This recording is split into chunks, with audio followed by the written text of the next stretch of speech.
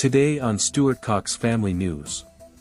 Democrat mayors who initially advertised their cities as welcoming sanctuaries for illegal migrants have scrambled to scale back key shelter programs as they grapple with mounting costs and community backlash. Share your thoughts in the comments below. Now let's see the clip. Sanctuary cities across the country are reportedly rolling back migrant shelter programs after spending millions on illegal immigrants. One of those cities, Chicago, where migrants under city care has dropped 61%, and there are 11 fewer shelter locations. So is the city finally realizing how unsustainable this all is? Chicago resident and Trump surrogate P. Ray Easley has been on this from the start, and she joins us now. P. Ray, if they're not in the shelters, where are they going?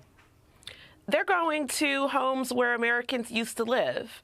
The housing subsidy that the illegals have is higher than market rent and higher than federal housing subsidies. And so what the landlords are doing is they're not renewing the leases of Americans, and they're putting the illegals there. So our people are going into the shelters and they're going into the homes.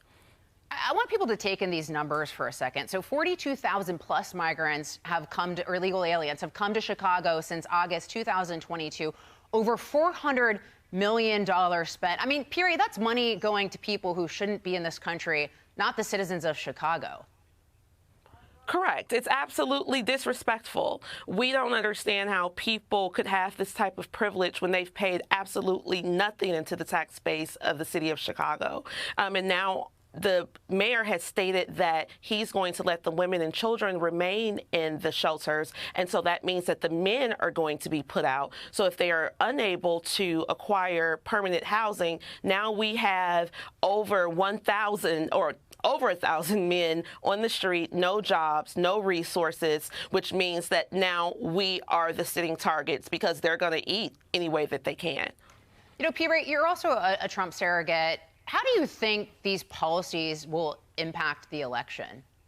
I think that the Democratic Party and Joe Biden's open border absolutely is the best recruitment strategy for the Republican Party. Our people are leaving the Democratic Party in droves because we can now see that the American people are not the priority of the Democratic Party. They're focused on the illegals, they're focused on their health, safety, and security, while ours is negatively impacted. And just the unfairness of it, as you pointed out. P. Ray, thank you so much for joining us.